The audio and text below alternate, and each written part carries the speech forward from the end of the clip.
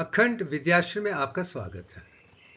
अखंडता का पहला प्रतीक विश्वविद्यालय, जिसमें सेकेंडरी एजुकेशन या एलिमेंट्री एजुकेशन की बात कर रहा हूँ, जिसका आधार मेडिकल एजुकेशन चलने के लिए है, यानी कि English, maths, physics, chemistry, biology.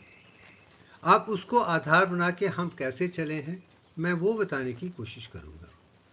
जैसे इस सिंबल में आप देख सकते हैं कि मेरी अंतरात्मा मेरे दिमाग के अंदर है, जो आप देख सकते हैं, और ऊपर से डिसेंट महाशक्ति की मैंने बात की है, और साथ में इसके आधार पे अपने जीवन में हर चीज़ को सरल और सहज तरीके से सच्चाई ईमानदारी से जानने की एक कोशिश की है, वही समझाने की कोशिश कर रहे हैं।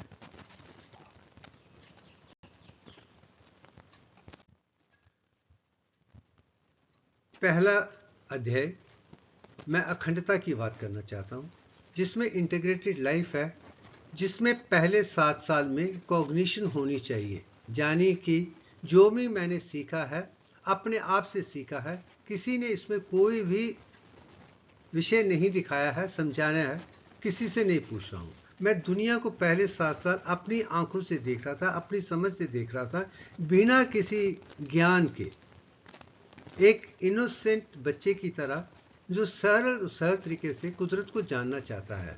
ये मेरा सौभाग्य है कि 7 साल तक किसी ने भी मुझे ये करो वो करो ना कहा, ना सोचा, ना कहलाया गया, और मुझे दुनिया से हर चीज़ को अपने तरीके से देखने का मौका मिला था, जिसके आधार पे मेरे दिमाग के 100 बिलियन सेल्स और जिसमें 20,000 मेमोरी सिनॉप्सिस की चांसेस हैं, एक शुद्ध तरीके से नई स्लेट की तरह था, और उसमें ऐसी कोई चीज़ नहीं थी जो गलत थी। इसके आधार पे पूरा जितनी भी ब्रेन कहिए, दिमाग कहिए, मस्तिष्क कहिए, उसकी फुल डेवलपमेंट हो चुकी थी, और पॉसिबिलिटीज रिकग्निशन थी, जिसे मैं बदलने की कभी कोशिश ना करनी पड़ी। ये सबसे बड़ा सौभाग्य था मेरा कि मैंने कुदरत की अच्छी से अच्छी चीज़ों को अपने तरीके से देखने और सोचने और समझने का मौका मिला।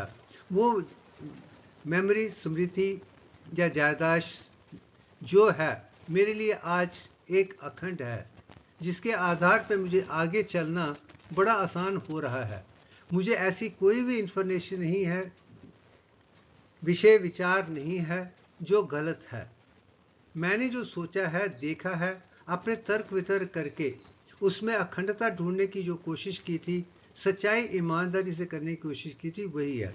शायद इसलिए मेरी रीइंकार्नेशन जो कह रहा है कि 22 स्टेजेस है, सो सृष्टि को भी जानता हूँ, अंदर को भी जानता हूँ, उस तरीके से मैं देखने की कोशिश कर रहा हूँ। मगर अगले 14 साल कॉम्प्रिहेंशन है, उसके बाद 21 साल फैमिली और प्रोफेशन की बात है, उसके बाद 28 साल की रिट्रीट और ऑब्जर्वेशन और दुनिया को लिखने और करने और रिसर्च करने का एक सौभाग्य मिला है। अब 35 साल के लिए मैं दुनिया को एक सन्यासी की तरीके से जो भी मैंने सीखा है, समझा है, जाना है, पहचाना है, अखंडता के तरीके से दुनिया को समझाने की कोशिश कर रहा हूँ। और मुझे पूरा विश्वास है मुझे और भी समय मिलेगा कि हम नया महाग्रंथ दुनिया को देंगे, जिसमें हर चीज़ मैथमेटिकली कंक्लूसिव है, फिजिक्स परफेक्ट है, केमिस्ट्री परफेक्ट है, और मेडिकल साइंसेस परफेक्ट हैं। हम सिर्फ अखंडता की बात कर रहे हैं, वो शुद्ध कोर की वैल्यू कर रहे हैं। मैं यूनिटी डाइवर्सिटी की बात नहीं कर रहा हूँ, रिलेटिव वर्ल्ड की बात नहीं कर रहा हूँ, उन सब्जेक्ट की बात नहीं कर रहा जहाँ पर टेक्नोलॉजी चलती है, वो लोग करते रहें। मेरी एक ही इच्छा है कि हम अपने आप में, हर मानव अपने आप में संपूर्ण हो, वो कुदरत के साथ जुड़ा हो और सबका कल्याण हो। तो मेडिकल प्रोफेशन को ध्यान में रखते हुए कि परफेक्ट हेल्थ विदाउट डिजीजेस और इमोशनल भावनाओं के बिना सच्चाई ईमानदारी से कुदरत से जुड़ के हर इंसान एक लोकपालन बन सकता है, वही सोच लेके मैं अखंडता की बात कर रहा हूँ। जैसे मैंने कहा कि इंट्यूटिव इम्पेकेबल विजडम के लिए पहले 7 साल कुछ भी नहीं करना चाहिए, यही मेरा सौभाग्य है, और हर 64 आर्ट को हमें समझना है, जानना है, पहचानना है। इसके लिए कोई भी फॉर्मल एजुकेशन नहीं होनी चाहिए। हर बच्चे को कुदरत को अपने तरीके से देखने का सौभाग्य मिलना चाहिए। ये मेरे साथ हुआ है, इसके आधार पर ही मैं शायद दिव्यांग तक अखंड तक पहुंच पाया हूं। मैं अपने अनुभव के आधार से यही कहूंगा कि 7 साल के लिए बच्चों को खेलने दीजिए, कूदने दीजिए, हर काम कर दीजिए कुदरत को ठीक तरीके, क्योंकि उनकी पैदाइश संपूर्ण है, मगर वो नेचर और नर्सरी के कारण अपने बदलाव बदल देते हैं। फिर जो उन्हें पढ़ाया गया है, लिखाया गया, दिखाया गया है, उससे ही दुनिया को देखने की कोशिश करते हैं। उनकी अपनी जो सद्भावना है, अंतरात्मा उभर के नहीं आती है। और मैं चाहता हूं कि हर इंसान में जो अंतरात्मा है और आदमी दोनों मिलके ही संपूर्णता से आगे बढ़ सकते हैं। जो दुनिया दिखा रही है, मुझे हर जगह गलतियां ही नजर आती हैं, हर कंसेप्ट में, हर लैंग्वेज में गलतियां हैं, हर भावना में गलतियां हैं। मैथमेटिक्स मैन में डिज़ाइन हो गया है, साइंस भी ऐसे है कि उसमें संपूर्णता नहीं है, अखंडता नहीं है। क्योंकि मैं पूरी दुनिया में जो भी ज्ञान देख रहा हूँ, स्कूल, कॉलेज, यूनिवर्सिटी तक, उसमें अधूरापन है।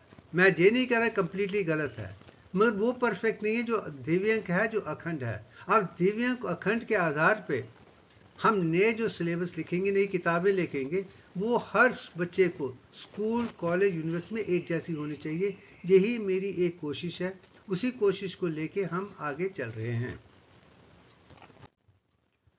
जैसे मैंने कहा है कि हम मानव की सबसे बड़ी खूबी क्या है कि हमारा जो दिमाग है, नर्वस सिस्टम है, वो बहुत इवॉल्व है।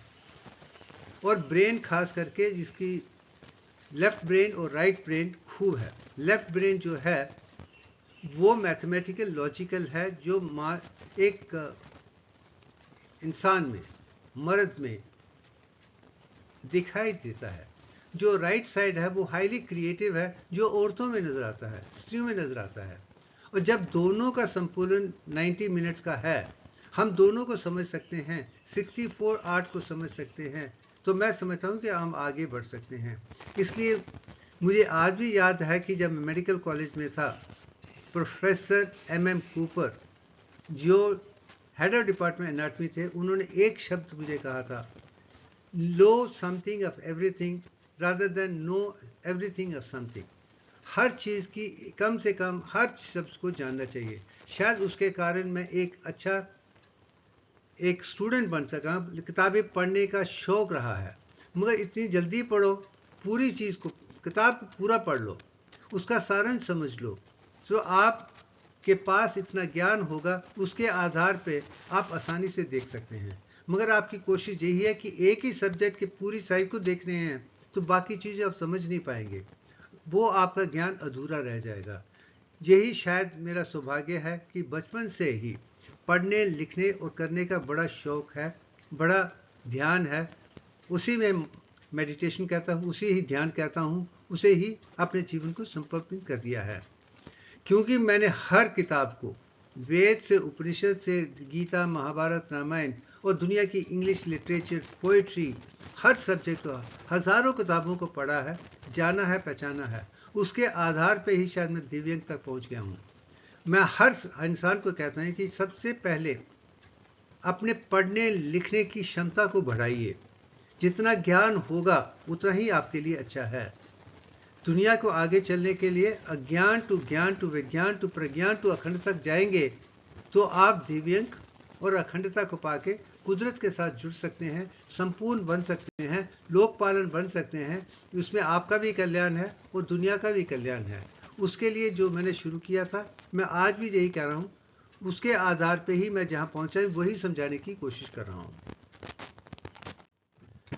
अब मैंने जैसे कहा है कि दिमाग में पूरी क्षमताएं हैं, रेप्टिलियन ब्रेन में क्षमता है। अगर इसे कंप्लीट हम कर देंगे, ब्रेन स्टेम और स्पाइनल कार्ड को, हमें कोई बीमारियां नहीं होगी। अगर इमोशनल मैमिलियन ब्रेन जो लिम्बिक सिस्टम के साथ है, अगर हमारे इमोशन इतने हैं, विवेक के साथ हैं, तो हम हर इंसान को अपना समझेंगे। अगर हमारा दिमाग कॉर्टिकल ब्रेन में है, एक सोचने के, जिसमें सारी सृष्टि का निर्माण, सबका सोचना है, तो आप मानव बन जाएंगे। अगर उसके बाद जो आउटर 3 लेयर्स ऑफ न्यूकॉर्टेक्स हैं, अगर उसे एक्टिवेट करके अपने जीवन में आगे चलेंगे, आप कुदरत को भी समझ सकते हैं, अपने आप को भी समझ सकते हैं, ब्रह्मांड पिंडांड एक हो जाएगा। तो आपका ज्ञान संपूर्ण हो जाएगा। उसी के आधार पे मैं दिव्यांग दे पाया हूँ, अखंडता लिख रहे हैं, वही मेरी संपूर्णता है। उसके आधार पे हम आगे चलते हैं। जैसे मैंने कहा कि सारी दुनिया का ज्ञान है वो आकाश कोश में है, वो आइनोस्फीयर लेयर में है, जिसमें ह्यूमन रेजोनेंस फील्ड 7.83 का एक पीक है, दूसरा 14.1 का है, तीसरा 20.3 का है। जो अंदर का है वो भूमि के साथ जुड़ा हुआ है, जिसे देख सकते हैं। मगर आकाश कोश की जो सीमा है वो 7.8 हर्ट्ज से 8.73 है। अगर ये वाइब्रेशन हम अपने पूरे दिमाग में आंखें खोल के आंखें बंद करके कर सकते हैं तो हम कुदरत के साथ जुड़ जाएंगे और आइनोस्फीयर के साथ जुड़ जाएंगे। जैसे भी हमारे कंप्यूटर में या किताबों में जो भी लिखा है उससे बढ़िया नॉलेज आकाश कोश में है। उसके आधार पे ही मैंने दिव्यांग को पाया है, उसी को मैं समझाने की कोशिश कर रहा हूँ। अब इस पिक्चर में मैंने दे दिखाया जो पीक है 7.83 है, 14 है, जो है वो 3 हिस्सों में है। 7.83 है एक पीक है, 14.2 में 2 पीक हैं और 20.3 में 3 पीक हैं। जो ट्रिनिटी को जान लेगा, इनकी वाइब्रेशन को समझ लेगा, वो हर तरीके से मुकम्मल होगा, कंप्लीट होगा, संपूर्ण होगा, वो अखंडता के साथ जुड़ेगा। और मैं जानता हूँ कि वेकिंग कॉन्शियसनेस, जागृता में भी आप संपूर्ण हो, ड्रीमिंग में भी संपूर्ण हो, डीप स्लीप में भी संपूर्ण हो, तो आप कुदरती है तुरिया में बिल्कुल कंप्लीट हो जाएंगे। उसके आधार पे ओम को भी समझ सकते हैं, अपनी भावनाओं को समझ सकते हैं, पूरी सृष्टि को समझ सकते हैं। जिसने तीनों वाइब्रेशन को देख लिया है वो ओम को समझ पाएगा, वो कुदरत को समझ पाएगा। यही मैं दिखाने की कोशिश कर रहा हूँ। अब मैंने ये पिक्चर यही दिखाई है कि आपकी सोच जो है वो कुदरत के साथ जुड़नी चाहिए, आंखें खोल के ही। इसमें मैंने 8 हर्ट्ज फ्रीक्वेंसी बनाई है आंखें खोल के, और इसमें यह दिखाया है कि जो फ्रीक्वेंसी है वो 1 मिनट की है, जिसमें 18 चैनल्स होते हैं 3.3 सेकेंड्स के। वो एनालिसिस में आप एक फ्रीक्वेंसी तक ला सकते हैं। वो एक स्टेडी लाइन नहीं होती है, उसके ऊपर नीचे है। वो अगर फ्रीक्वेंसी 7.83 और 73 के बीच में है तो आप कुदरत के साथ संपूर्ण हैं। ये भी चीज़ मैं दिखाने की कोशिश कर रहा हूँ।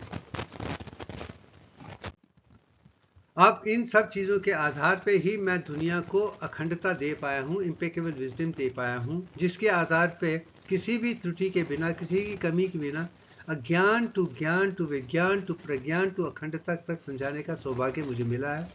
उसी के आधार पे हम लिखने वाले हैं, और वही सारांश दिव्यांग में है, जिसे बाद में दिव्यांग रेशो में भी देखा जा सकता है, दिव्यांग सीक्वेंस में भी देखा सकता है, इन्फिनिटी में देखा।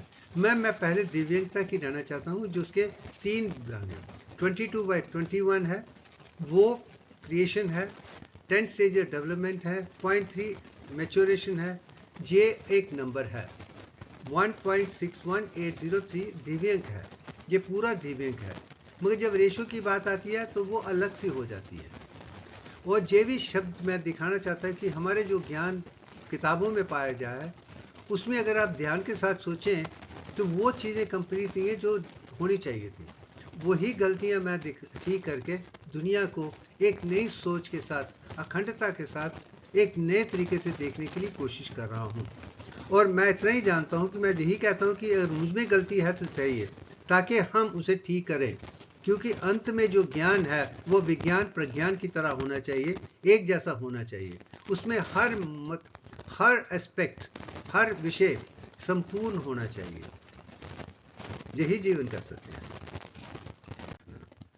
अब जो मैंने दिव्यांग बनाया है उसे एक सिंबॉलिक रिप्रेजेंटेशन में डाल दिया। उसका कारण क्या है कि दुनिया की जितनी भी भाषाएं हैं, चाहे वो संस्कृत है, तमिल है, हिंदी है, गुजराती है, इंग्लिश है, फ्रेंच है, दुनिया की सारी भाषाएं जो वर्बल लैंग्वेजेस हैं वो अपने आप में संपूर्ण नहीं हैं, क्योंकि जितने शब्द अक्षर हैं वो कम हैं, और जितने शब्द हैं वो भी कम हैं, और शब्दों के मतलब भी अलग अलग हैं।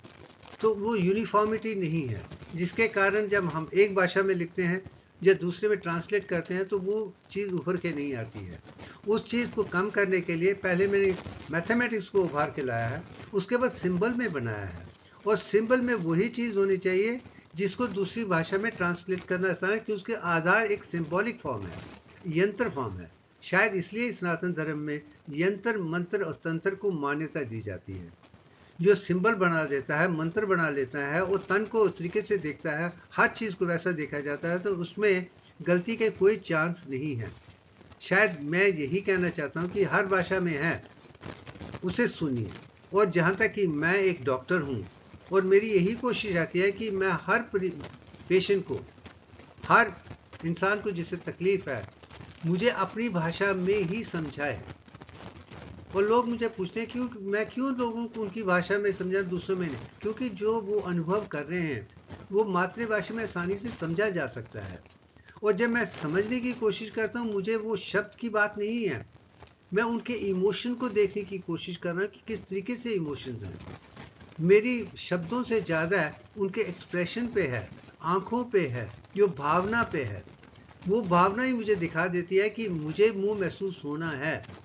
इसलिए जब भी कोई पेशेंट मेरे सामने बैठता था, 1 मिनट में मुझे पता चल जाता है उसमें आखिर में प्रॉब्लम क्या है, क्योंकि मैं इमोशन के साथ सोच रहा हूँ, जोड़ने की कोशिश। मेरे लिए भाषा वही है जो अपनी भाषा में महसूस करके भी दिखाने की कोशिश कर रहा है। शायद यही मेरी स्ट्रेंथ है कि मैं 30 साल तक 2-3 मिनट में हर पेशेंट को देख लेता था, क्योंकि मैं उनसे यही कहता है अपनी भाषा में बोलो, ताकि मैं इमोशन समझ सकूं। ये चीज़ भी मैं उभार के लाना चाहता हूँ, क्योंकि शब्द कुछ भी हो, ट्रांसलेशन कुछ भी हो, मगर भावना हमेशा संपूर्ण होगी। इसलिए मेरे लिए म्यूज़िक बहुत पसंद है, और मैं जानता हूँ अगर म्यूज़िक अगर डिवाइन है तो आप कुदरत के साथ जुड़ जाएंगे। मैं जानता हूँ काफ़ी ऐसे सिंगर्स हैं, आर्टिस्ट हैं, बट जब जो म्यूज़िक की बात करते हैं वो टेक्निकल तरीके से देखने की कोशिश करते हैं। और जब मैं ही म्यूज़िक के लिए जाता हूँ, जब दिल जाता हूँ, मैं टेक्निक नहीं देखता हूँ, मैं उसको अनुभव करना चाहता हूँ। और जब तक आप अनुभव नहीं करेंगे, आप उस म्यूज़िक की खूबी को नहीं देख पाएंगे। अगर आपको प्री कंसीव उसमें गलतियाँ निकालनी है तो आप गलतियाँ रह जाएंगी। और मुझे याद है कि हर म्यूज़िक में जिसमें बड़े बड़े आर्टिस्ट हैं, मैं देख पा रहा हूँ कि उसके म्यूज़िक में अखंडता है। जिसमें अखंडता है, मैं अपने सत्य भाव से कह रहा हूँ, पंडित शिव कुमार शर्मा जी के म्यूज़िक मुझे सबसे अच्छे लगते थे, क्योंकि मैं वो अनुभव अपने जिस्म में कर पाता था। और जब तक कि वो नहीं होगा तो आप अच्छा म्यूज़िक नहीं बना पाएंगे। शायद इसलिए ही मैंने जो म्यूज़िक इसमें डाला है, दिव्यंक ध्वनि, वो डिज़ाइन और भावना मेरे अंदर की है। मैं इतने 14 साल 15 साल के बाद भी उसी म्यूज़िक को सुनता हूँ, उसके अलावा कुछ नहीं है, क्योंकि उससे मेरी वो एवोल्यूशन हो जाती है। पता नहीं होता, उद्धार होता है। और जिसमें उद्धार, आप कुदरत के साथ जुड़ जाते हैं, वही म्यूज़िक आपके लिए अच्छा है। शायद मैं ओम की चांटिंग इसलिए ज़्यादा अच्छा करता हूँ क्योंकि मुझे पता है पहला जो शब्द है आकारा का है, आ का है, दूसरा युकारा है जो चेस्ट के साथ जुड़ा हुआ है, मकारा है जो दिमाग के साथ जुड़ा हुआ है, उसके बाद तुरिया है। तो ये शब्दों को जानना भी ज़रूरी है। अब रिसेंटली किसी ने पूछा था कि ओ एम नमः शिवाय ठीक है या ओम नमो शिवाय ठीक है। तो मैंने कहा था कि म्यूज़िक वही ठीक है, उसे चांट करके रिकॉर्ड देखिए, उसमें कंटिन्यूटी है तो आप कुदरत के साथ जुड़ जाएंगे।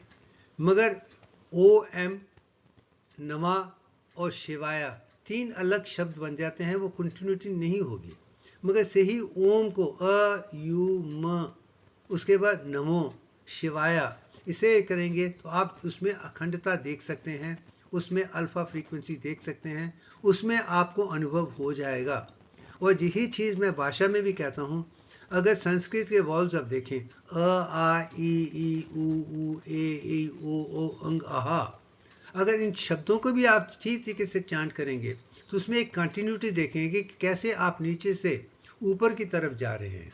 जब तक कि भाषा की वो सद्भावना आपको नज़र नहीं आती है तो उसका भी संपूर्ण लाभ आप नहीं उठा पाएंगे। तो मैं बार बार यही कहता हूँ कि म्यूज़िक वो होना चाहिए जो आपको कुदरत के साथ जोड़ जाए। अगर आपको भावना में कुदरत के साथ नहीं है तो आपको अनुभव नहीं होगा। शायद इसके लिए ही भक्ति योग एक माननीय है, क्योंकि वो म्यूज़िक से ही ट्रांसफॉर्मेशन हो जाती थी। मैं कर्म योग को भी मान्य मानता हूँ, भक्ति को भी मान्य मानता हूँ, ज्ञान को भी मान्य मानता हूँ, अखंडता को उससे भी मानता हूँ। जब पूरा आप जान लेंगे तो आप कुदरत के साथ जुड़ सकते हैं। ये हर भाषा में अपना है, मगर अगर आप अनुभव के साथ करेंगे तो ही कुदरत को पहचान पाएंगे। जब तक आपने कुदरत ने नहीं पहचाना है, शब्दों से खिलवाड़ कर रहे हैं, तो अधूरापन ही नजर आएगा। इसके लिए ही मैं हर चीज को एक सिंबॉलिक तरीके से अनुभव के आधार पर डालना चाहेगा, जिस दिव्यांग के इसमें खूबसूरती से डाला है। अब आ जाते इस सिंबल में सृष्टि के हर चीज एक विराट रूप, विशाल रूप यही है। मैंने इसे बनाने में 20 साल लगे हैं, मगर 20 साल में जो भी मैंने अनुभव किया है इसके अंदर है।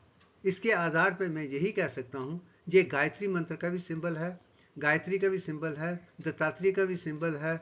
इसमें ब्रह्मा विष्णु महेश भी हैं, सरस्वती महालक्ष्मी महाकाली भी हैं, दुर्गा भी हैं, अग्नि भी है, वायु भी है, आकाश भी है, दिव्यांग भी है। हर कुदरत की वो मैथमेटिकल डिजाइन है जिसे कुदरत ने बनाया है, जिसमें वही है जो कुदरत ने बनाया है, मैन मेड डिजाइन नहीं है। और मैं जानता हूं कि जो भी मॉडर्न मैथमेटिक्स है, अलजेब्रा, ज्योमेट्री जो भी है, वो मैन मेड है, लोगों ने बनाया, इसलिए उसमें बहुत गलतियां हैं। मैं उस विषय में मगर दिव्यांग डिवाइन डिजाइन है, उसके आधार पे मैं अखंडता को ला रहा हूँ। मुझे पूरा विश्वास है कि जो अनुभव कर पाएंगे वो आगे बढ़ पाएंगे। जो इसे उस तरीके से नहीं देखते हैं, इसे एनालाइज करने की कोशिश में गलतियां ढूंढने की कोशिश करेंगे, तो इसका अनुभव आपको नहीं होगा। पहले इस म्यूजिक को सुनिए, इस बातों को सुनिए, समझने की कोशिश कीजिए कि मैं क्या लाने की कोशिश कर रहा हूँ। जब वो समझ आ जाएगा, आप कुदरत के साथ जुड़ जाएंगे। यही सारांश मुझे इस पिक्चर में नजर आता है। इसके लिए अगर सनातन धर्म ने दो द्वैत और अद्वैत दिया। द्वैत में जीवात्मा और परमात्मा अलग है, अद्वैत में है जीवात्मा परमात्मा एक जैसे हैं, दोनों मैं मानता हूँ अच्छे, मगर दोनों में थोड़ी कमियां हैं। कमी ये है कि द्वैत और द्वैत में दोनों अलग हैं, उनमें यूनिटी नहीं है, और दूसरे में यूनिटी है मगर प्रोसेस ऑफ यूनिटी नहीं है। मगर जो तीनों चीजें हैं, जीवात्मा, अंतरात्मा और परमात्मा, तीनों एक हैं, एक अनुभव हो जाएगा तो आप कुदरत के साथ जुड़ जाएंगे। इसलिए जो तीसरी फिलॉसफी मैं दे रहा हूँ, त्रेत पराविद्या, वो मैं अपने जिस्म के पूरे जिस्म को जानता हूँ, मेरी अंतरात्मा को जानता हूँ और ब्राह्मण को भी जानता हूँ। जब तीनों एक जैसे हो जाएंगे तो ही आप अखंड बन सकते हैं, अखंड ऋषि बन सकते हैं। ये भी मैं समझाने की कोशिश कर रहा हूँ। अब आगे चलते हैं कि मैंने कटरा में जन्म इसलिए लिया था क्योंकि माता वैष्णो देवी वहाँ पे हैं। मैं उनका एक उपासक हूँ, देवी उपासक हूँ। मैं आज भी मानता हूँ, हमेशा मानता रहा हूँ। और माता वैष्णो देवी गॉडेस दुर्गा का इनकारनेशन है, जहाँ उनका स्वरूप है। और वहीं पे मैंने दिव्यांग को पाया है। त्रिकुटा में भी दिव्यांग है, तीन मूर्तियों में भी दिव्यांग है, और दत्तात्रेय में भी दिव्यांग है। इसलिए मैं शायद भारत की मूर्तियों को आसानी से समझ पाता हूं, उनकी खास करके उनको जिसमें सत्य है। ये एक ऐसा विज्ञान है हितोपदेश का, विद्या ददाति विनयम विन्यात याति पात्रता, पात्रतांच धन उत्पत्ति, धनात् धर्म तथा सुखम। जब तक कि हम इम्पेकेबल विजडम, राइट नेचुरेशन होती है, जिस वो पढ़ा लिखा इंसान है, वो बहुत हम्बल होगा, बहुत नियम होगा, बहुत सरल होगा, सहज होगा। अधूरे लोग ही ज्यादा बातें करें। Empty vessels make more noise. जो पूरा ज्ञानी है वो शांत है, शुभ है, उसे पता है कि मैं सच बोल रहा हूँ। और जो है उसको हर इंसान से श्रद्धा विश्वास रहेगी, उसे और दूसरों में कोई कमी नहीं है। मैं आज भी जानता हूँ, मुझे किसी के साथ कोई ना प्रॉब्लम थी, ना है, ना होने वाली है, क्योंकि मैं सबको एक जैसा अपनी तरह ही मानता हूँ। कि जब हम सब मिलके काम करते हैं तो उस अपने स्किल के आधार पे पूरा योग देते हैं, वहां पे धन की उत्पत्ति होती है। यही ये बता रहे हैं, जहाँ पे धन है वहाँ प्रॉस्पेरिटी है, जहाँ प्रॉस्पेरिटी है वहाँ धर्म है, जहाँ धर्म है वहाँ सुख है। इसलिए ये मेरा बचपन का जो कटरा में देखा था, मेरा आज का सबसे बड़ा विषय यही रहा है कि पहले ज्ञान को आधार पे ही आप अखंडता देख सकते हैं। मैं यही कहूँगा, अगर आपको आगे बढ़ना है, ज्ञान योग का होना जरूरी है। भक्ति योग विश्वास की बात है, अनुभव की बात है। कर्म योग आपका काम भी धर्म, कर्म, अर्थ, मोक्ष की तरफ हो तो आप अखंडता पा सकते हैं। मैं यही चीजों को दुनिया को दिखाने की कोशिश कर रहा हूं। अब जैसे कि कटरा में पिताजी की तबीयत खराब होने के बाद मैंने जो अनुभव किया था कि मैं कटरा के हाई स्कूल में अपने आप में उस लेवल तक नहीं ले जा सकता कि मुझे 2 में से 1 सीट लेनी है। अगर मुझे लेनी है तो मुझे अपने आप को उठाना पड़ेगा, उस लेवल तक पहुंचना पड़ेगा कि मैं सारे रिकॉर्ड तोड़ दूं और अपना एक आधार बनाऊं, जिसके आधार पे मैं मेडिकल काउंसिल से, पैनल से पहली सीट ले पाऊं, ध्यान के साथ, अपने अनुभव के साथ, अपने ज्ञान के साथ, नॉट ऑन रिजर्वेशन। मैं आज भी मानता हूं कि मेडिकल प्रोफेशन ऐसा है, इसमें उन्हीं लोगों को लेना चाहिए जो हकीकत में डॉक्टर बनना चाहते हैं। एक उनकी सोच अच्छी है और दुनिया का कल्याण करना चाहते हैं। दूसरे इंटेलिजेंट है और दूसरों की भावनाओं को जानते हैं और भावना के आधार पे वो दुनिया को कल्याण दे सकते हैं। मगर आज के दिन मैं देखता हूँ पैसे के आधार पे टिकट लेते हैं, रिजर्वेशन के लेते हैं, उससे ना उनका कल्याण हो रहा है ना किसी का कल्याण हो रहा है। हम कहीं ना कहीं एक चक्रव्यूह में फंस गए हैं और मैं चाहता हूं कि मैं अपने अनुभव से लोगों को, डॉक्टर को चक्रव्यूह से निकाल कर सेवा भाव से दुनिया में कल्याण करने की कोशिश करें, क्योंकि प्रिवेंटिव मेडिसिन ही मेरा आधार है। कर्टेलिंग एजिंग मेरा प्रॉब्लम है, reverse ageing should be the objective. मैं चाहता हूं कोई भी बीमार ना हो और 100 साल तक भी ऐसा रहे जैसे वो 21 साल का है। मैं भी अपने पे वही कोशिश करने के बाद, मैं 73 का हूं। अगर आप देखिए, मैं आपसे बात कर रहा हूं, ये एक्स टेम्पो है, सोच नहीं रहा हूं, अपने अनुभव की बात कर रहा हूं। क्या मैं 70 साल के बुढ़ों की तरह सोच रहा हूं? आज भी दिव्यांग की बात कर रहा हूं, आज भी छोटे छोटे सवालों को देख रहा हूं, जान रहा हूं, पहचान रहा हूं? नहीं। जब मैं आपसे कह रहा हूं कि यही कीजिए, मैं तो यही कहता हूं कि मेरे काम से गलतियां ढूंढिए, जानने की कोशिश कीजिए, अपनी क्षमता को आगे बढ़ाइए, तभी आप कुदरत के साथ जुड़ सकते हैं, लोगों के साथ जुड़ सकते हैं। सद्भावना आपकी वैराग्य बन सकती है, आप अखंड बन सकते हैं। जब तक वो चीज़ डॉक्टरों में नहीं आएगी, मुझे नहीं लगता कि हम दुनिया में लोगों को सुरक्षित दे सकते हैं, कर सकते हैं, जो बना सकते हैं। अब इसके आधार पर कटरा छोड़ के जब मैं जम्मू में आया था तो SRML सेकेंडरी स्कूल को मैंने चुना था। उसका कारण यह है, जम्मू एंड कश्मीर का सबसे बेहतरीन स्कूल, सबसे पुराना स्कूल यही है। और यहाँ पे एक खास की थी कि एक गोल्डन सेक्शन हुआ करती थी, जिसमें सबसे टॉप स्टूडेंट हैं, जो 30 स्टूडेंट जो सबसे बढ़िया हैं, उनको चुना जाता था और उन 30 स्टूडेंट को एक खास तरीके से पढ़ाई लिखाई करने का मौका मिलता था, ताकि वो टॉप पोजीशन या रैंक बोर्ड में प्राप्त कर सकें। ये एक सौभाग्य एक में था, जिसके आधार पर मैंने स्कूल को लिया था।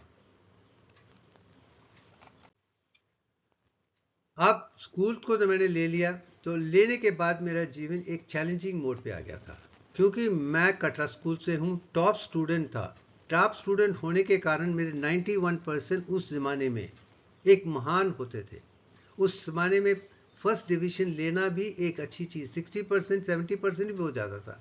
ये 90% सवाल ही पैदा नहीं होता था, मगर मैंने लिए थे, जिसके आधार में मैं स्कूल का सबसे टॉप स्टूडेंट था।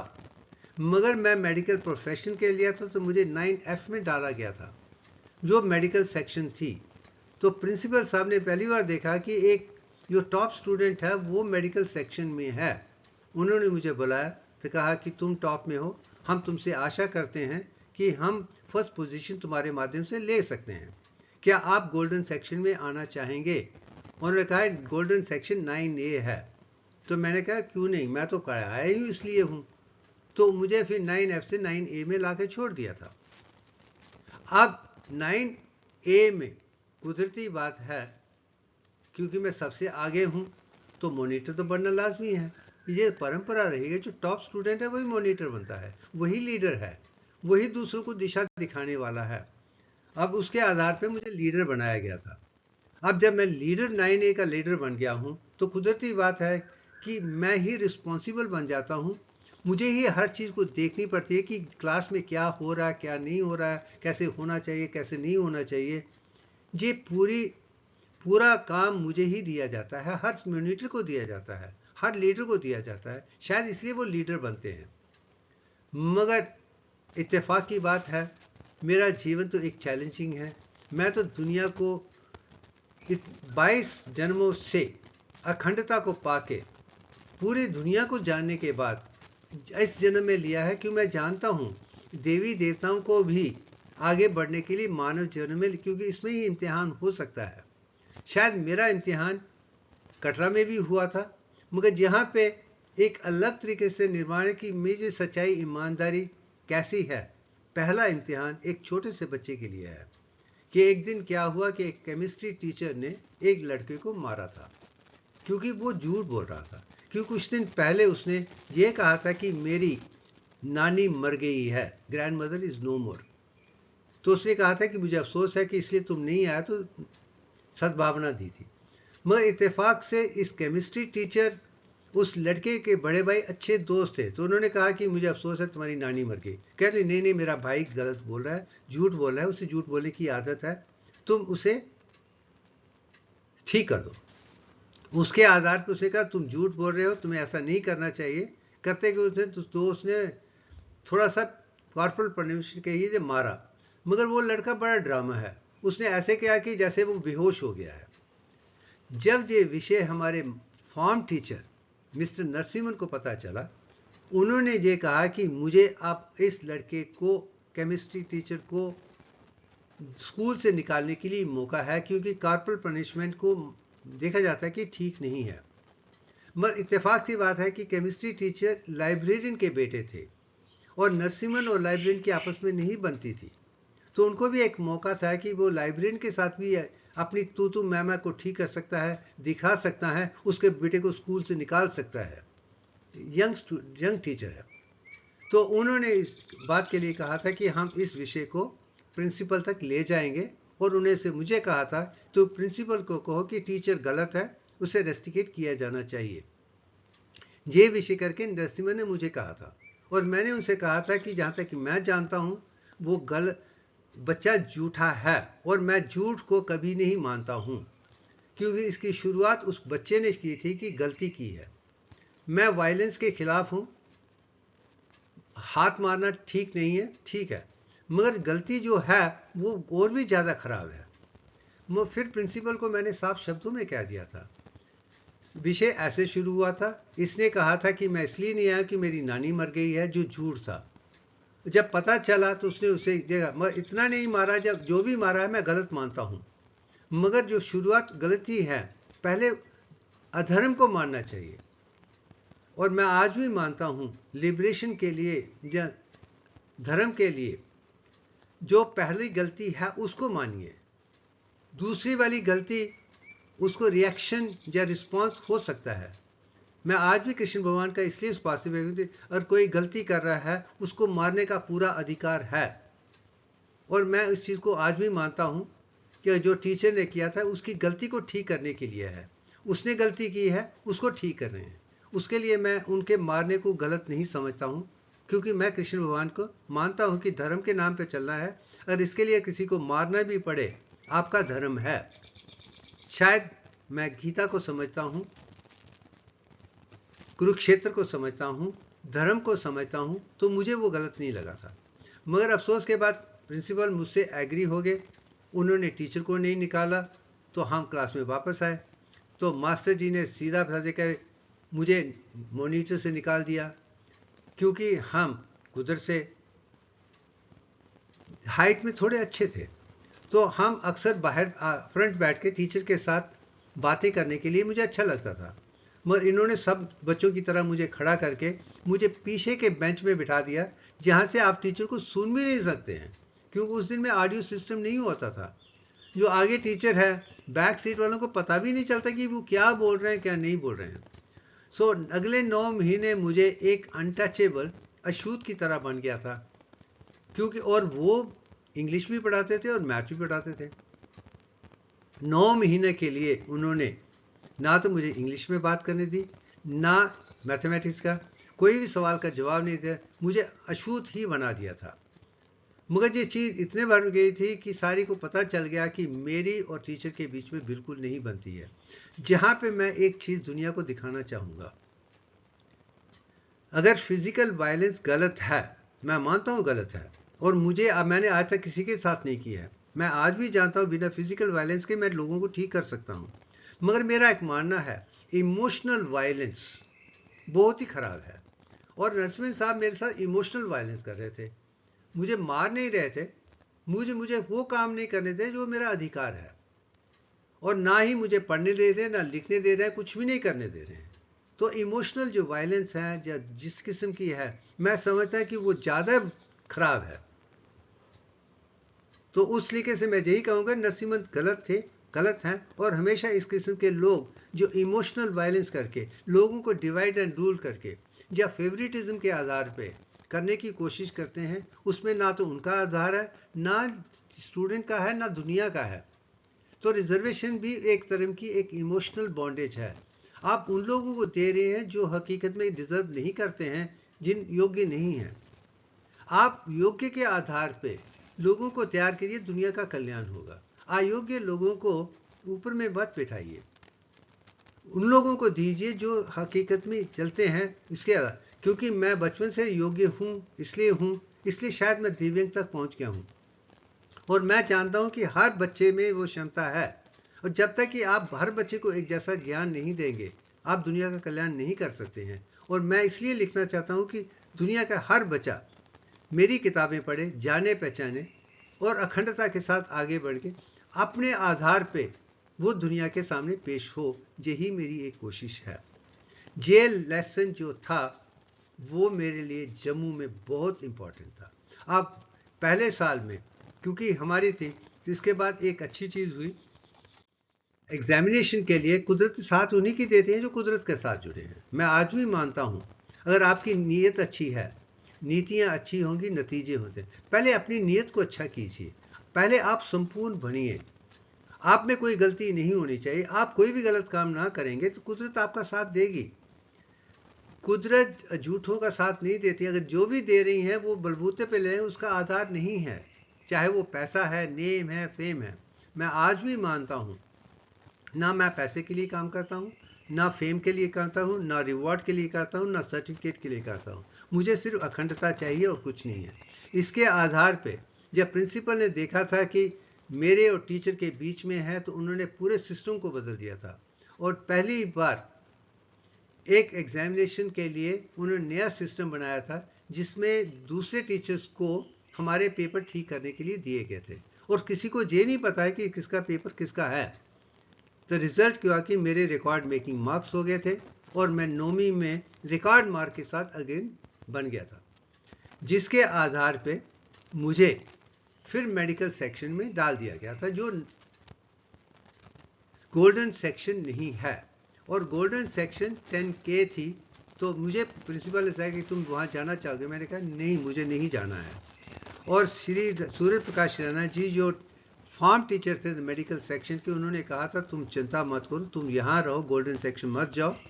हम दुनिया को दिखाएंगे कि ये अच्छा स्टूडेंट, अच्छा टीचर एक ज़्यादा अच्छा कॉम्बिनेशन है। अगर स्टूडेंट अच्छा है, वो कहीं भी उसे बिठा दीजिए, वो काम करेगा। जब स्टूडेंट ही ठीक नहीं है, तो गोल्डन सेक्शन और कुछ नहीं होने वाला है। और टीचर अगर अच्छा है, स्टूडेंट अच्छा है, तो टीचर भी अच्छा बन जाएगा। और मैं ये भी कहता हूँ अपने जीवन के आधार पे, सारे टीचर मुझे यही कहते हैं कि वो मुझसे सीखते रहेंगे, आगे बढ़ेंगे, क्योंकि सवालों में ही सब जवाब है। मैं आज भी मानता हूँ जो भी सवाल है उसमें ही जवाब है। और मुझे खुशी है कि बचपन में मैंने ये गाना सुना, एक सवाल तुम करो, एक सवाल मैं करूं, हर सवाल का जवाब भी एक सवाल हो। ये ससुराल का गाना आज भी मेरे लिए माननीय है, क्योंकि सवाल है, उसका जवाब इस तरीके से दीजिए कि उसमें सवाल हो, फिर उसके सवाल में आप और आपके एग्जामिनर के बीच में एक तालमेल बन जाएगी। आपके लोग वही पूछेंगे जो आप उनसे पूछवाना चाहते हैं। इसके लिए भी मेरा आधार भी ज़्यादा अच्छा है। तो मैं जब सोचता हूँ, सुनता हूँ, ध्यान भी समझ सकता हूँ उसे कैसे अप्लाई किया जा सकता है। ये भी मेरा सौभाग्य है, जिसके आधार पे मैं 10th में बोर्ड में ब्रेक मार्किंग अवार्ड लेके फर्स्ट पोजीशन ली थी। मगर इस दौरान एक चीज़ और मैंने सीखी है कि अरुण कुमार जो 9th स्टैंडर्ड में बहुत एवरेज स्टूडेंट था, इत्तेफाक से उसे मेरे साथ बैठने का मौका मिल गया था। और जो भी मैं पढ़ता था लिखता था तो मैंने उसे समझाना शुरू कर दिया था। तब मैंने महसूस किया था कि एक और चीज़ मैंने कटरा में पढ़ी थी, सरस्वती के भंडार में बड़ी अपूर्व बात, ज्यों ज्यों खर्चे त्यों त्यों बढ़े, बिन खर्चे घटियात। एजुकेशन इज ओनली सब्जेक्ट है, जितना आप ज़्यादा बांटेंगे वो बढ़ता ही जाएगा, जितना नहीं बांटेंगे तो कम हो जाएगी। लक्ष्मी की तरह नहीं है। शायद जितना भी मुझे सीखा था मैं अरुण को सिखा देता था और उसको मैंने अपना स्टूडेंट बना दिया था, और मैं आज भी उसका आभारी हूँ क्योंकि उसने सुनने की क्षमता थी, सुना लिखा। रिजल्ट क्या हुआ, मेरे 532 मार्क्स आ गए और उसके 504 आ गए थे। उसकी सेकंड पोजीशन थी। हम दोनों ही 500 के ऊपर थे, बाकी सब उसके नीचे ही थे। ये भी मेरा सौभाग्य है एक एक्सपेरिमेंट को करने का, ये दिखाने का कि अगर आपको एजुकेशन में बढ़ना है तो दूसरों लोगों को समझाना। मुझे अफसोस के साथ कहना पड़ता है कि लोग कहते हैं जी मेरा नॉलेज मैं शेयर नहीं करूँगा। क्या सब नॉलेज हमने दुनिया से लिया है? अगर बेटर है तो और दीजिए, देते जाइए, तभी आपका कल्याण हो सकता है। ये शायद मैंने जम्मू स्कूल में देखा था, जिसके आधार पे आज मैं यहाँ पे हूँ। इसलिए मैं सूर्य प्रकाश रैना जी का भी आभारी हूँ, अरुण का भी आभारी हूँ, मेरे क्लासमेट का भी आभारी हूँ, सारी दुनिया का आभारी हूँ कि उन्होंने सीखा है, सिखाया है, आगे बढ़े हैं। अब इस चीज़ को मैंने देख रहा हूँ कि ये गैजेट है जो मुझे जॉइंट डायरेक्टर मिस्टर बरगोत्रा जी ने श्रीनगर में दी थी, क्योंकि मैं रिज़ल्ट के लिए वहाँ गया था। जिस दिन आना था उन्होंने कहा था 9 तक इंतज़ार करो, 9 के बाद मैं तुम्हें गज़ट देखता हूँ, अपना रिज़ल्ट देख सकते हो। जब मैंने उसमें देखा कि मेरी फर्स्ट पोजीशन है तो वो बहुत खुश हुए थे। उन्होंने ये गज़ट मुझे मोमेंटो दे दी थी, कह रहे ये तुम्हारा पहला वरदान है, इसे अपने साथ हमेशा रखो। ये गज़ट 1967 में मुझे मिली थी, आज भी मेरे पास सुरक्षित है। उसकी कॉपी मैं दुनिया के सामने पेश कर रहा हूँ, ये दिखाने के लिए कि मेरी फर्स्ट पोजीशन है और अरुण की दूसरी है, और हम गोल्डन सेक्शन में नहीं हैं। वो ज़्यादा स्टूडेंट मुझसे पहले थे, वो गोल्डन सेक्शन के, उनके मार्क हमारे सामने कुछ भी नहीं थे। मैं यही दिखाना चाहता, अगर आप में क्षमता है, आप सच्चाई ईमानदारी से चलना चाहते हैं, आपकी नीयत अच्छी है, नीतियाँ अच्छी होगी, नतीजे होते हैं जो हर चीज़ ज्ञान विज्ञान प्रज्ञान से अखंडता तक पहुँच सकती है। वहाँ पर रिजर्वेशन से कुछ नहीं होता है। आप में सोचने समझने की क्षमता होनी चाहिए, तर्क वितर्क करने की क्षमता होगी, और परफेक्ट नॉलेज देने की जब विचारधारा आ जाएगी तो ही आपको नंबर मिलने वाले हैं। आज भी मैं दुनिया से पूछता हूँ कि आपके लिए विजडम इंपॉर्टेंट है जब मार्क्स इंपॉर्टेंट है, और सारे के सारे मुझे यही कहते हैं कि विजडम इंपॉर्टेंट है, मार्क्स इंपॉर्टेंट नहीं है। और जब मैं कहता हूँ कि मेरे लिए मार्क्स ही इंपॉर्टेंट है, और जो विजडम क्या है जो उसे मार्क्स में बदल ना दे। अगर मैं वाइज हूँ तो मुझे नंबर मिलने चाहिए, अगर मुझे नंबर नहीं मिल रहे हैं तो मैं वाइज नहीं हूँ। ये भी चीज़ मैंने स्कूल में ही देखी थी कि नंबर ही दुनिया देखने वाली है। अगर आप पे नंबर हैं तो जी। आज मैं पूरी खुशी के साथ कहता हूँ कि मेरी जो सीवी है, प्रोफाइल है, वो अपने आप में मिसाल है। इसकी दूसरा रिफ्लेक्शन आप दुनिया में किसी के पास नहीं देखेंगे कि जो शुरू से ही टॉप में रहते रहते ही दिव्यांग तक पहुँच पाया है। और ये क्षमता हर इंसान में, ये भी मैं दिखाने की कोशिश कर रहा हूँ। अगर जो समझ लेगा, समझिए उसका कल्याण हो जाएगा।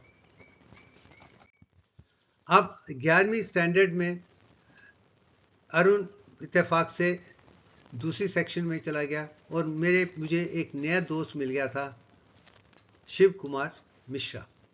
अब उसके साथ दोस्ती हो गई तो मैंने उसे पढ़ाना शुरू कर दिया। और मुझे खुशी के साथ कहना पड़ता है कि 11वीं में भी इलेक्टिव एग्जामिनेशन में मेरी फर्स्ट पोजीशन थी, जिसके आधार पे 8वीं, 9वीं, 10वीं और 11 के मार्क्स आउटस्टैंडिंग रहने के कारण मुझे आगे चलने के लिए अच्छा आसान तरीका मिल गया था।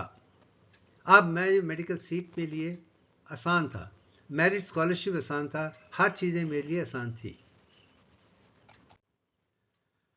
मगर एक खुशी की बात यह है कि जम्मू स्कूल, जब मैंने 11th पास करने के बाद ट्रांसफ़र सर्टिफिकेट मेडिकल कॉलेज में जाने के लिए दिया गया था, उसमें मेरे जो कंडक्ट एंड करेक्टर है उसे एग्जाम्पलरी दिखाया गया था।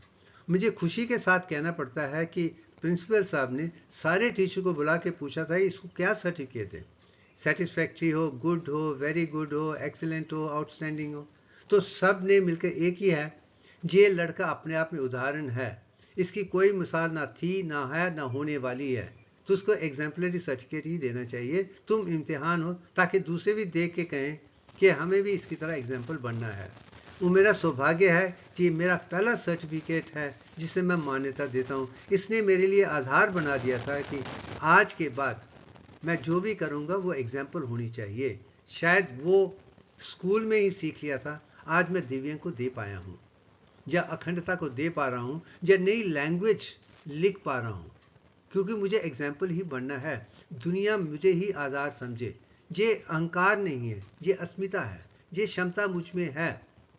शायद इसलिए मैं अहंकार में नहीं हूँ, तू मैं में नहीं हूँ, मगर जानता हूँ ये मेरा, मैं अपने आधार पे कर रहा हूँ। इसे ही अस्मिता कहा जाता है। इसलिए अस्मिता अहंकार से ज़्यादा अच्छा है। ये भी मैं समझाने की कोशिश कर रहा हूँ। शायद इसलिए अस्मिता ही अखंड योग का भी एक हिस्सा है। अब मेडिकल सिलेक्शन के लिए जब मुझे गया था, तो जो पैनल थे, सिलेक्शन कमेटी, मुझे डिस्करेज कर रहे थे कि तुम्हें एक सीट क्यों लेनी है। ये 2 ही सीटें हैं जो हायर सेकेंडरी के आधार पे, जो पीयूसी के आधार पे हैं। अगर आप 1 साल के लिए और पढ़ेंगे, कॉलेज में पढ़ेंगे, तो आप लोकल मेडिकल कॉलेजेस में जा सकते हैं, कर सकते हैं। तो मैंने उनसे कहा था, आज मुझे भगवान की इच्छा से, भगवान के नसीब से सब कुछ अच्छा है, मेरे रिकॉर्ड हैं, मेरे सामने कोई नहीं है। आज आपको मुझे एक सीट देनी ही पड़ेगी। पहली सीट पे मेरा ही अधिकार है, इसे आप रोक नहीं सकते हैं, किसी तरीके से नहीं रोक सकते हैं। आप मुझे देनी पड़े, मुझे चाहिए, बस, और कुछ नहीं है। इसके आधार पे उन्होंने जुलाई में ममुझे नॉमिनेट कर दिया था कि मैं तमिलनाडु में जाकर एक सीट के लिए कह सकता हूँ, और मैं जुलाई में ही चेन्नई में आ गया था। मगर इत्तेफाक की बात है, जब मैं आया था ये वक्त से पहले था, और तमिलनाडु में तब उसे मद्रास कहते थे, तो लोग मुझे 1 महीना होटल में रहकर वेट करना पड़ा था कि ताकि मुझे अपॉइंटमेंट मिले कि मुझे कौन से कॉलेज में आगे पढ़ना है। और जो दूसरा कैंडिडेट जम्मू एंड कश्मीर से आया था, अब्दुल अहद भट्ट कश्मीर से आया था, पीयूसी के बाद आया था, वो 1 महीने के बाद ही आया था। मगर मुझे खुशी है कि मैंने 1 महीने में डायरेक्टर मेडिकल एजुकेशन और दूसरे लोगों से अच्छी दोस्ती बना दी थी, और उनसे कहा था कि मुझे मद्रास मेडिकल कॉलेज ही चाहिए, और उसके आधार पे मुझे भी मद्रास मेडिकल कॉलेज मिल गया था, और मैंने दोस्त को भी मद्रास मेडिकल कॉलेज में अपने साथ ले लिया था। ये भी एक, अगर आप में क्षमता है, आप में धैर्य होना चाहिए कि आप उसे डिमांड करें। उसे डिमांड नहीं कहते हैं, कि वो आपका अधिकार है, धर्म का आधार है। तो वहाँ पे आपको, अगर आप में क्षमता है, अगर आप उसको नहीं रोकेंगे, वो भी आपकी गलती है। ये भी मैं दुनिया को दिखाना चाहता हूँ। अब इसके आधार पे जब हम चेन्नई में आए थे, तो उन्होंने मुझे पहले चिंगलबेट की जगह, फिर मैंने मद्रास मेडिकल में ले लिया। तो 1 साल के लिए प्री मेडिकल एजुकेशन के लिए लॉयला कॉलेज में मुझे भेजा गया था, और लॉयला कॉलेज में इंग्लिश, मैथ्स तो नहीं था, फिजिक्स, केमिस्ट्री और बायोलॉजी 4 सब्जेक्ट को पढ़ाने का मौका मिला था। और मुझे खुशी है कि वहाँ पे मैंने रिकॉर्ड पे रिकॉर्ड बनाए हैं, और ख़ास करके फिजिक्स में तो मैं सेंटम ही लेता रहा हूँ, और जहाँ तक एग्जामिनेशन में भी मैंने दिखाया है कि यही जीवन का सत्य है। मगर जो मैंने इंग्लिश में सीखा था, फिजिक्स में सीखा था, केमिस्ट्री में सीखा था, बायोलॉजी में सीखता था, स्टैटिस्टिक्स में सीखता था, वो आज भी मेरा आधार है। तब तक मेरी पूरी बेसिक मेडिकल एजुकेशन थी, वो कंप्लीट हो गई थी। अब उसे मेडिकल कॉलेज में आगे जाने के लिए मेरे लिए आसान हो गया था, जो एस्टेब्लिशमेंट। मगर एक चीज़ मैं दिखाना चाहूँगा कि जो हमारे 175 स्टूडेंट थे, आधे से ज़्यादा फर्स्ट ईयर में फेल हो गए थे। वो वही स्टूडेंट फेल हुए थे, वो रिजर्वेशन के आधार पे आए थे। ये भी एक जीवन का सत्य मैं दिखाना चाहते हैं। मेडिकल एजुकेशन में रिजर्वेशन किसी किस्म की भी नहीं होनी चाहिए। उन्हीं लोगों, ऑप्टिमाइजेशन के लिए उन्हीं लोगों को लेने जो हकीकत में डॉक्टर बनना चाहते हैं, जिनमें क्षमता है और मार्क्स भी हैं और आगे बढ़ सकते हैं। ये बार बार मैं इसलिए कह रहा हूँ क्योंकि मुझे मेडिकल प्रोफेशन में अखंडता चाहिए, कोई भी गड़बड़ नहीं हो चाहिए। प्रिवेंटिव मेडिसिन है, वो पेशेंट को बीमार करने के लिए नहीं, ठीक करने के लिए हो। उनके आधार पे मैंने 30 साल तक प्रैक्टिस की थी, एक ही पेशेंट को एडमिट करना पड़ा था, बाकी सारे के सारे क्लिनिक में ही ठीक हो जाते थे। और मैं चाहता हूँ कि हर लोग प्रिवेंटिव मेडिसिन और कटेलिंग एजिंग, नहीं तो रिवर्स एजिंग की तरफ ध्यान दें। हमें दुनिया को सुरक्षित बनाना है। ये चीज़ मैंने लॉयला कॉलेज में ही देखी थी और वहाँ पे एक अच्छा एटमॉस्फेयर था जिसके आधार पे मेरा ज्ञान जो बेसिक मेडिकल एजुकेशन था वहाँ कंप्लीट हो गया था। उसके बाद मैं मद्रास मेडिकल कॉलेज में आ गया हूँ, जो अगले वीडियो में हम दिखाने वाले हैं। अब इसी चीज़ को मैंने इसमें दिखाया है। मैं समझता हूँ कि आज के लिए इतना ही काफ़ी